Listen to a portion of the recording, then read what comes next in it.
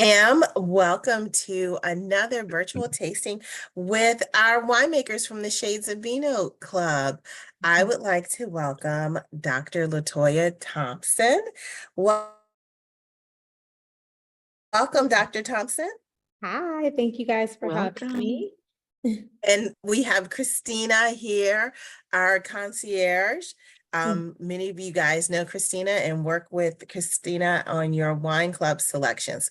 So I'm so excited for you to be here in our summer collection, and also in our Juneteenth. We did a special Juneteenth coupling with your Pinot Grigio, and then also in our summer collection. So people were able to try your wine in two different places, which we don't do that often. So it was an opportunity for our club members and our non-club members to try your wine. Yes. Perfect. So before I go on, please, Hi, Dr. LaToya. Thompson, tell everybody about yourself. Welcome, LaToya. Hi. So I am Dr. LaToya Thompson. I am actually a sports physical therapist by trade, and I have 3 wonderful children that keep me very busy, and hence why I need the wine. No. As we were saying earlier, yes. Yes, it's very needed for self-care, although we do not promote, drinking without responsibility, but it's definitely a luxury. And I developed my brand Opulence Wines just out of really curiosity. I was actually finishing up one of my clinical rotations, and I was working with actually a professional team, and a lot of the coaches' wives love wine, and we got to really talking and learning about wine. We'll go to different wine dinners and tastings and things of that nature. And I just really got intrigued. My brain kind of just works in a scientific way. So I was just intrigued by the way the grape got to the glass, and that really just sparked my interest. And I am not, I say that I'm not the entrepreneur, but I am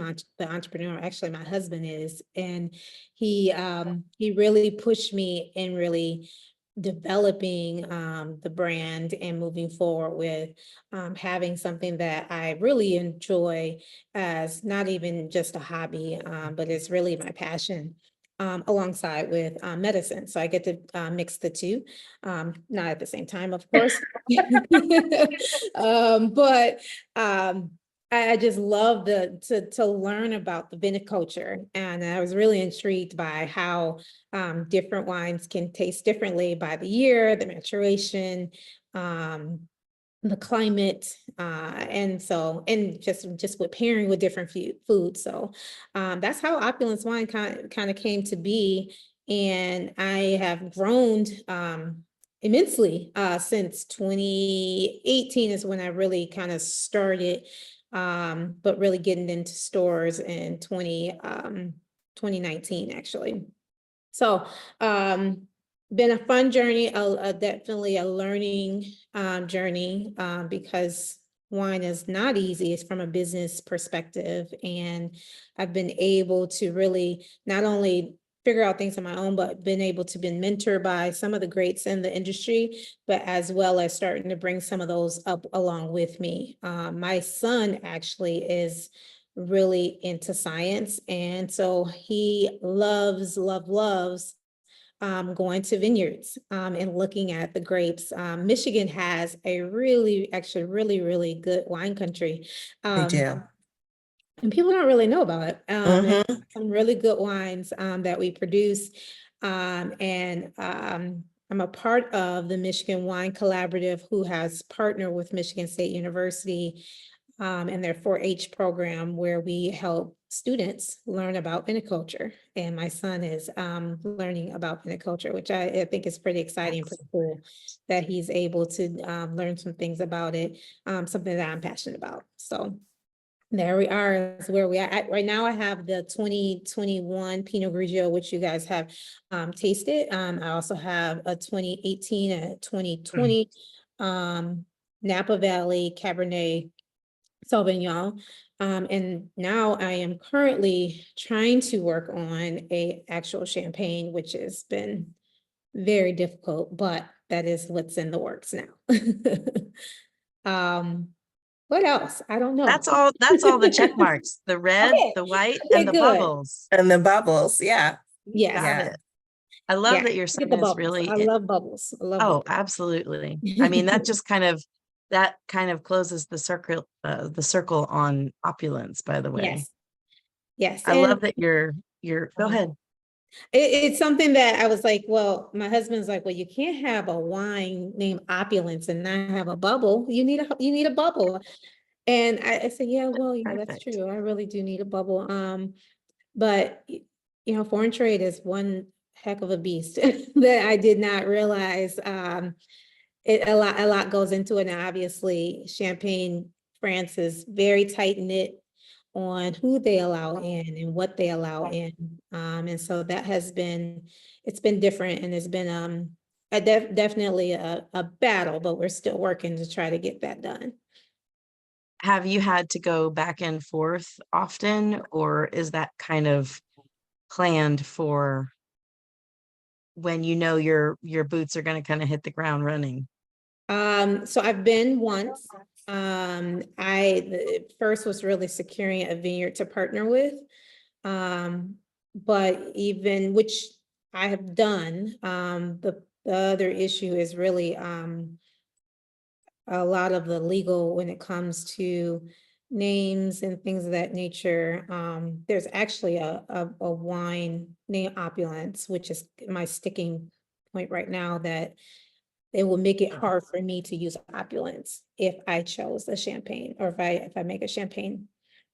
So that's been my hard part of it, because I wouldn't be able to use Opulence at this point because there's a company already that has the name There's there. all those legalities, Oh, yeah. compliance is just And nuts. they're very strict, very, very strict. So I was like, oh, well, I mean, California still has some nice sparkling. There's some really nice sparklings that are in the US. So we'll see. But I'm not giving up just yet, but we're trying to see if we can work around it, if there's any workaround. But that's really what has halted me thus far. I have all the, as far as the licensing, just right now I may have to change the name or change how the name is presented. Yeah. I had learned from a patent attorney. You know the brand Maison Noir. And when he started, it was Maison Noir. But now when he advertises it, it's just the initials. W. And that is a result of a copyright issue. Yep. So he still kept the essence of the name, but he cannot use Maison Noir. So there may be some creative ways for you to use Opulence. So your tagline is I want to make sure I get it right. A luxury experience, or luxury defined. Luxury defined. Yes. And how did that come about? So for me, I have always been my biggest thing is the experience of everything. Like, I love to travel. I love to experience I'm really big on hotels. Like, I love to experience. If I'm gonna spend some money for it, I want it to be nice, and I want to experience every amenity that it has. And so when it came to wine, I wanted to make sure that people really not only tasted premium grapes and a good tasting wine, but I wanted them to experience. I feel like in our fast-paced society that we don't experience anything anymore. Like, I love going shopping. I love going in the store and feeling the fabric and trying things on, as opposed to shopping online. And so I wanted that same experience with wine when you're drinking, because then you have that ability to experience with others and have the ability to network and connect, and all of that together while people are experiencing luxury. Sometimes we feel that we are not afforded the ability to have luxury items just because of, I didn't grow up that way. I don't have the money. I'm not going to spend $50, $60 on a bottle of wine, but I want you to be able to experience that in my bottle. Now, my bottle is expensive. It can be pricey, but there will be some that will be on a more affordable price tag, which the quality of the wine will not change. And so I really wanted people to understand what was luxury, but in a bottle. And I love the fact that people are able to feel that when they do come to tastings with me or have any type of experiences. We have, along with just the wine, we have curated different experiences in Detroit, which we are also going to start a roadshow with this as well, where we're pairing wine with the arts, because that's one of my other passions, and making sure that we're learning not only about wine, but all other things that surround this quote unquote luxury or idea of luxury activities. You know, some people don't think that going to a museum is something that is, you know, I know for me, as a kid, I love going to museums. I love to learn about different genres of music and art. And it was like, oh, you're uppity because you like those type of things. And it's no, I love education. I love history. I love science. So I would like to pair and allow people to experience those things over a great glass of wine, and other people as well. We work with we host events with local art gallery. It's a Okay, Black-owned art gallery here nice. in the Washington area. So when you come to Oh, DC, yeah. we'll have to do an event Oh, yeah. at recognition. It's a Oh, yeah. That beautiful. would be wonderful. Yeah. I was thinking the same exact thing, Leslie, I love and it. you would just love it. I mean, it's a beautiful gallery. The pieces are exquisite. The artists are so talented, Nice. and it's just always a really wonderful, it's a warm and welcoming, but it fits your brand perfectly, like Opulent. It's definitely an opulent gallery. Yes. But yeah, that's really, really awesome. It was funny because you were sitting there in front of the Opulence picture and you were talking about the name and trademarking and trying to figure out what you're going to do with the bubbles.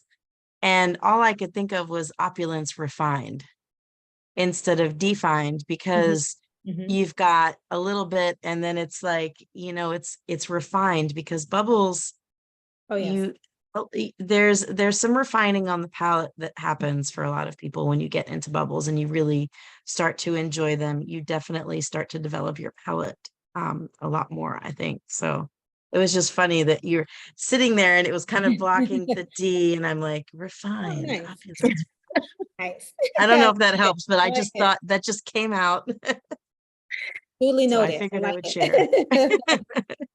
One of But our club members just joined, Alicia, and I don't know if you yes. saw the chat, but Oh, she no. is an OT.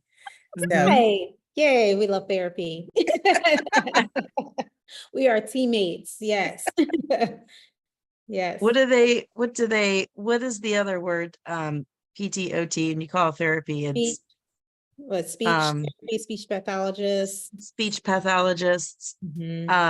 But my grandmother, I used to take to do PTOT all the time, and um, she would say, I do the work and she does the wine.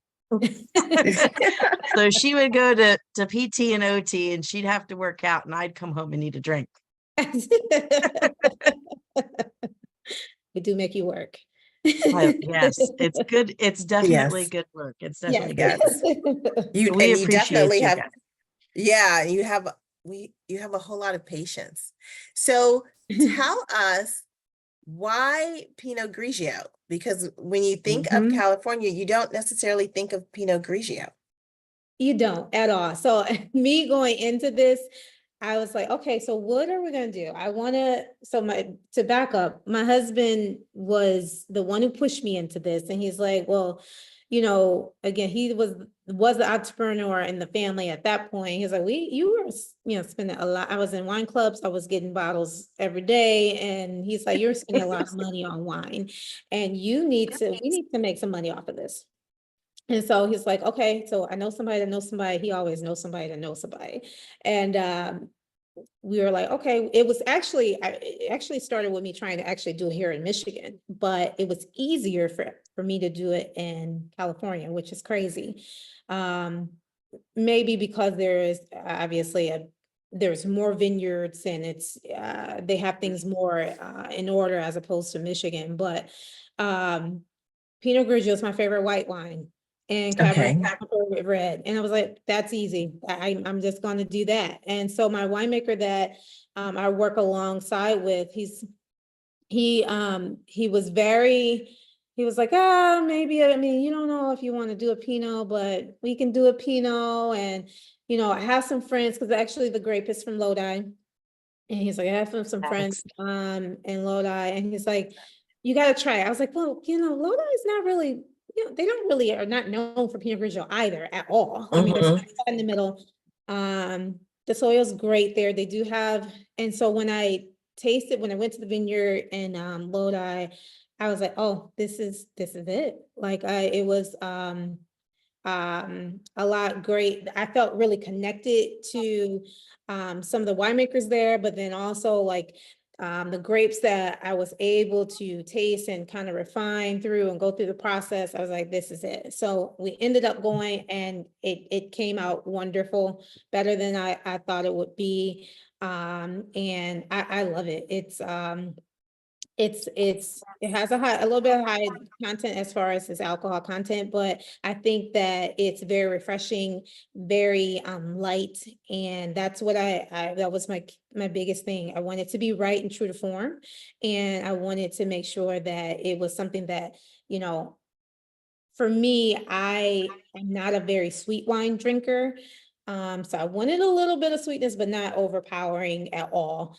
And you shouldn't have that with a Pinot Grigio anyway, but everyone's always asking me, you need a sweet wine. I want you to make a sweet wine. And I'm trying to get there, but I'm not a sweet wine drinker, but I got to make what people want. And so that's where I started. I love Pinot Grigio. So let's make it. Let's go ahead. You chose right. I will tell you, my stepmom is a regular Chardonnay drinker. She doesn't do Sauvignon Blanc. And I find it interesting that you say Pinot Grigio is your favorite wine. You don't hear that often as far as weight. But people that don't oftentimes care for Chardonnay will lean towards Pinot Grigio. I think it's a beautiful grape because it has so many different possibilities to it. But it's interesting because I think it was one of my favorite is from Lodi. It's it's Dry Creek Vineyard or Dry Creek Vineyard. It was it was an old school brand, and it's still around, but they had a great Pinot Grigio, and they always make a great Pinot Grigio. It's just so consistent. Yours is, when you said Lodi, I was going to ask where in California exactly, because you have the fruit is opulent. I mean, it's full flavored, it's smooth, but it's crisp. And I think Pinot Grigio should be crisp, but it has a nice, that smooth, glassy feel to it. So it's easy to drink. And she was exquisitely surprised when she was trying it. Oh, good. And yeah, as a matter of fact, argued over who was going to get the last glass. So thank you so much. it's very, very yummy. Good, thank you.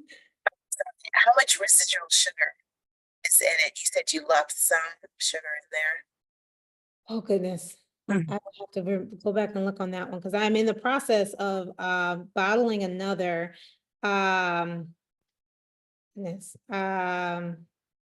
to say it's not a lot. It was not a lot of residual sugar in that. Cannot remember I'm trying to pull up the my text sheet here to give you.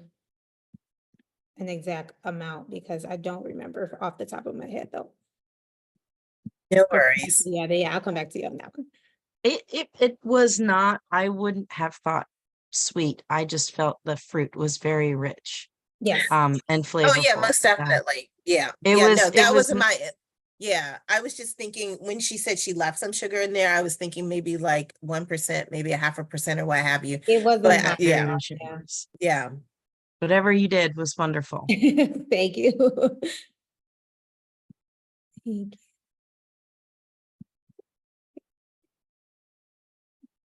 Let's see. Oh, I'm sorry. I thought my screen went away.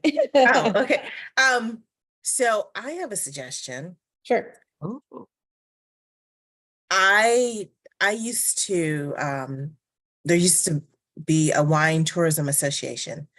And so a lot of the Michigan people would go on the trips with Oh. us. So I've had an opportunity to try Michigan wine. I enjoy Michigan wine.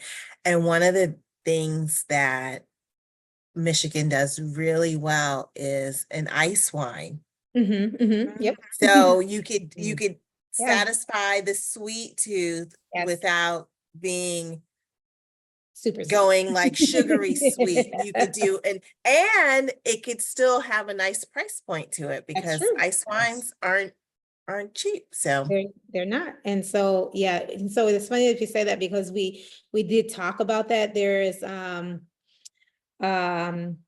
gosh, it's escaping me the name of the winery in Traverse City that does a really good ice wine, but we have talked about that because Michigan is known for ice wine, but also Riesling. mhm. We have discussed both of those, and that was his suggestion as well. So I'm glad you said that. And A there's nice a number off-dry of grapes Riesling you would be could use. good. Oh, What was that? yes. A nice off-dry Riesling would be good. Yes, yes. I am a Riesling fan, so I mean, you have to be here in Michigan, but I love Rieslings as well. I'm my biggest thing as well is that I have the Cabernet. I'm working on a couple red blends as well to kind of satisfy some of the other things that I like. And that's easy to make as well. But the champagne has been taking up all my time right now. But Is definitely, the cab 100%? yes. It's 100% cab. Mhm. That- Yes. That should be What- next. Good one. Yeah, I was going to ask you which vineyard is the cab sourced from, or is it multiple vineyards in there? So it's a small vineyard called Williams. I'm not even sure you would even know. They're in Napa. Yeah. Uh, Mhm. but small vineyard, actually old school. They don't bottle actually a lot of wine, but Mhm. someone that I met through one of my winemakers, and he just allowed, I said, I have to have, I love cabs, and if I'm gonna do a cab, I need it to be true, very, very true to form. And he's like, I got you. And so I have what you need. And so it's a very, very small vineyard called Williams, and they don't make a lot of wine. They don't even Okay. bottle, and they may sell some to, at one point they were selling to like Costco, making their Members Mark brand. Mhm. Mhm. But that's pretty much it. They're very old school. Lucky I found them, and he allowed me to even be a part and work with them. That's really cool. Yeah. You had mentioned that in addition to taking on this, which I don't know how you work a full-time job, 3 kids, a husband, and wine, yeah. But you also mentor and work with other people who are interested in getting into the industry. Can you talk about that journey and how that came about? Really it came from my own experience, honestly, because I didn't receive the assistance that I thought I would get. In Can you Michigan, speak to that? Like what assistance you thought you'd get? so not me knowing anything about the business of wine, there were a couple people that I knew in Michigan that I reached out to that were at least trying to do some things in wine, but they didn't really have their footing as well, but knew a little bit more than me.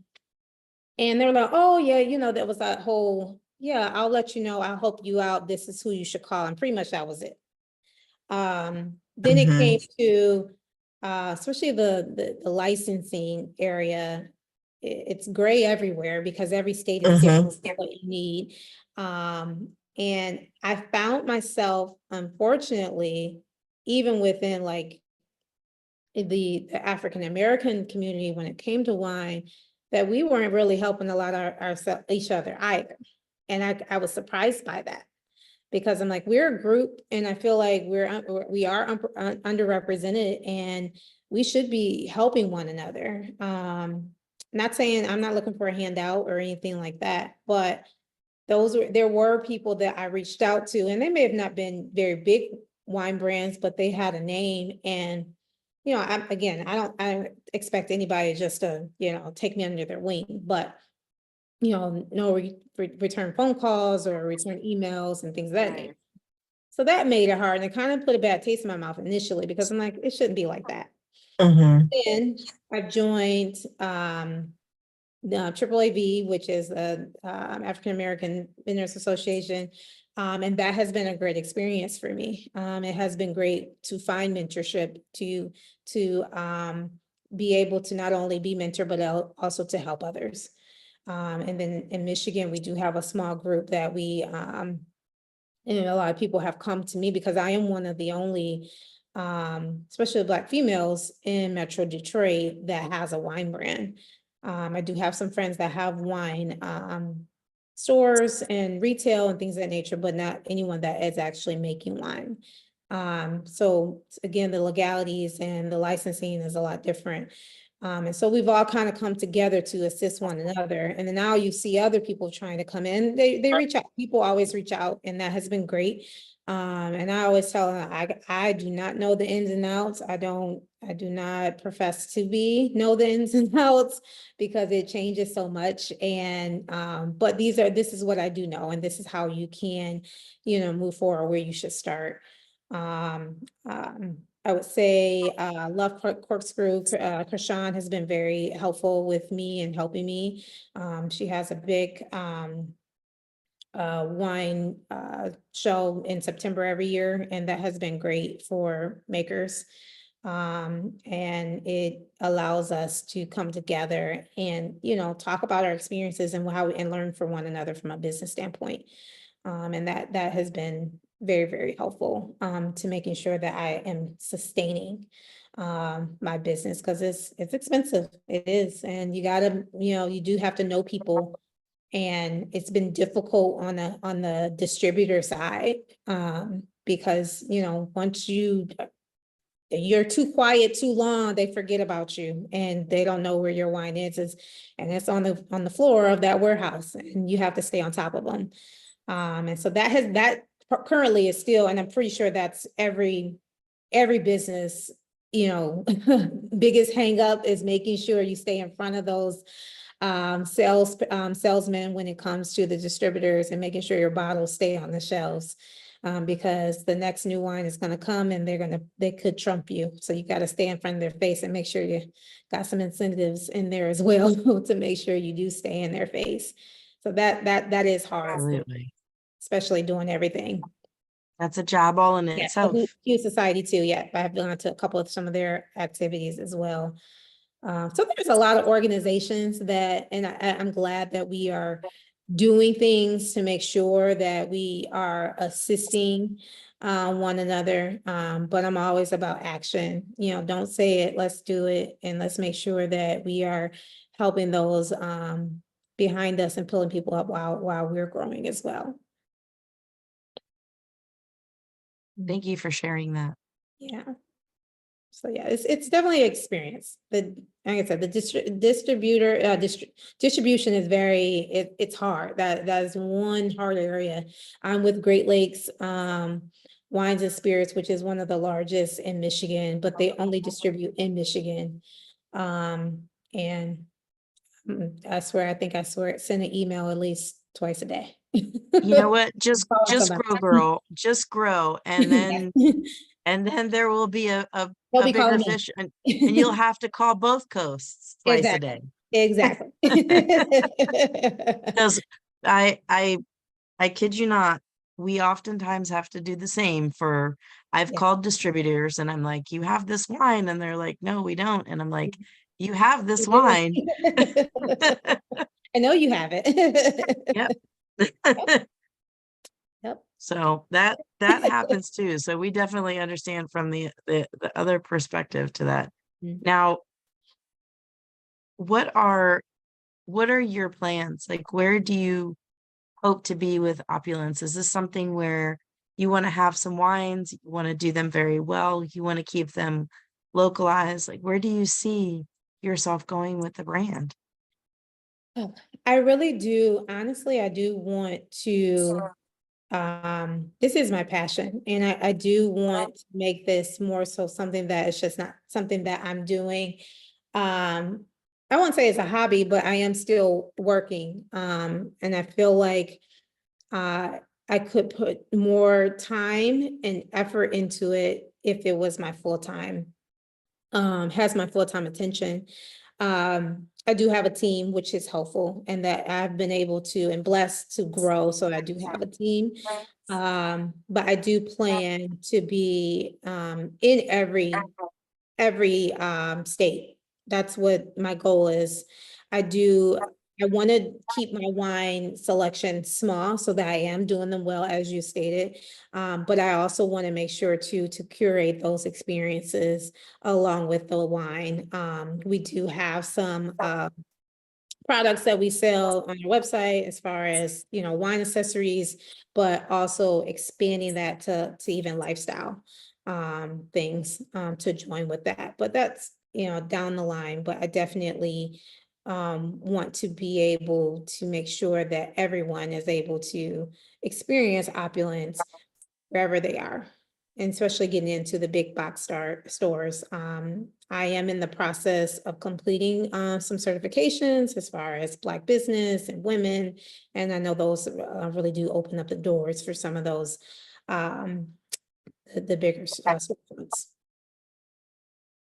And Alicia just asked, are you looking to have a tasting room? So that is something that I have thought about. So in Michigan, downtown Detroit, we are right now rebuilding the Hudson building, which was a historic building in Detroit. It was Oh, wow. taken down and now it's being rebuilt. And it's Mhm. going to be one of the tallest buildings in the city. And that would be my goal, is to have a tasting room there. It would definitely have to be in Detroit somewhere downtown, but my goal would be there. I mean, it's immaculate for what they already have started. Building, I think it's supposed to be done next year or 26. That would just vibrate opulence. Oh, yeah, I mean, that for would, sure. We have oh, a yeah. lot of, which is really nice, a lot of wine bars that are opening. And it's just really cultivating the wine experience in Detroit. There's a lot. I have one of my colleagues is opening a Sip and Read, which is, I think it's just amazing because I love books too. So wine and books, yes, I love it. So to be in that, and be a part of the growth and rebirth of Detroit, I would love to. So it's definitely something that I have thought about. Haven't put too much work into it, but it is something that I do plan to do later on. That's awesome. I Yeah. really hope that happens for you, because that would be a great place. I read about that being rebuilt and refurbished and everything else. So that would be really awesome. Nice. Yeah. It's supposed to be beautiful. Oh, yeah. Tasha, Alicia, do you have any questions for Dr. Thompson? If you want to put it in the chat or come off of mute. Nothing And else. Chris, I'm just excited to see all the beautiful Black women doing all these wonderful things in the wine industry. I am all for it. Yes. Thank you. I love it. It's definitely refreshing. It's good to see, and it's it's even awesome to have other people to come up and say, hey, I've watched your story and, I want to do that too. How do I do it? And so I love to help, again, as much as I can. And then, if I can help someone else, that's gold to me. Because I know somebody will, and they have done it for me. Well, and that's why we're here too, is because sharing, I think, and getting more familiar with so many of the underrepresented brands and women in the industry. Yes. I just love hearing the stories and the connections. And I like hearing about the challenges too, because I think everyone else does. There's so many, for those that are in the industry or other people that might be looking, there's a lot of similar challenges. And so to have a network of people that you can say, I heard the story and I remember, kind of Mhm. what she went through or where she went and what she did. And it just gives inspiration. And I think a little extra, purpose and intent and just some support behind Yeah. following your passions, which is very important. Oh, yeah, for sure. And I'm glad that, as much as there's days that I'm like, I'll just have my wine. I don't have to build it. We did good. But then, it's the passion that keeps you going. It's like, no, you're doing it for a reason and you did it for a reason. So you can't just give up. You have to keep fighting. And that's what we're doing. Yeah. Mhm. Now, Latasha's at the grocery store, so she can't really ask too many questions. Okay. Okay. But we know she's wanting to drink your wine as soon as she gets home. So let's ask people this last question. Okay. And it is, if you only had one wine to drink Ooh. for the rest of your life, what would you drink? Oh. We have to tell her no Pinot Grigio. No. It would be my cab, like literally my cab. Like I mean, it would be mine. I mean, it would be because I have a lot of it, but no. Um, I just love cab, and I feel like I don't know if you guys even tasted the cab yet, but I feel like my cab is, it's true to an actual Napa Valley cab, but it doesn't, sometimes that tannins on the end it can be a lot for people, and Mm-hmm. like it's really smooth, just like the Pinot Grigio. It's smooth, and I It's feel like velvet. yeah, and I love it. I really do, and I mean it's 15 point. I think it's 15.2. Yeah, it's 15.2. So it Oh yeah. it Oh really yeah. shields me. I go to bed. No, yeah, I love a cab. And again, honestly, I can drink Prosecco probably all day. And a rosé. I love um gosh, why can't I think of his name? The Danae, yes, I love his with that. rosé. Yeah, I love his rosé. Yeah, It is good. It's really yeah, good. yes. So It's it's really good. yeah.